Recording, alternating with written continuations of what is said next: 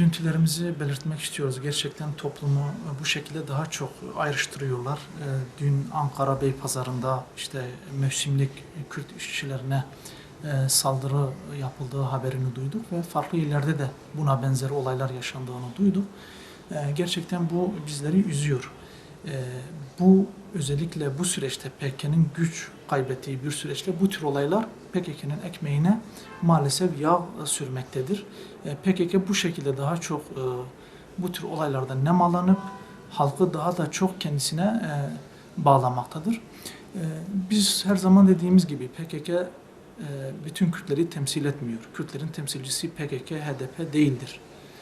Dolayısıyla bütün Kürtleri HDP, PKK gözüyle bakmak da yanlıştır. Bu daha çok ırkçılığı dinamitler, daha çok ırkçılığı aramızda yaygınlaştırır. Milliyetçilik ve ırkçılığın her türlüsüne karşı olduğumuzu belirtiyoruz. Bu tür davranışların, bu tür hareketlerin hiç kimseye ama hiç kimseye faydasını olmayacağını tekrar belirtmek istiyoruz. Hepimize yeterli bir ülkedir. Yani paylaşamayacağımız bir şey yoktur. Nefret tohumları ekileceğine, kardeşlik içerisinde, birlik ve beraberlik içerisinde daha güzel yaşam yaşayabiliriz.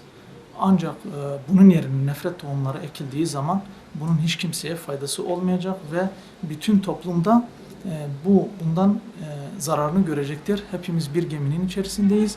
Gemi batarsa Türk, Kürt, Arap demeden bütün insanlık batacaktır. Herkes bunun bilinciyle hareket etmek zorundadır.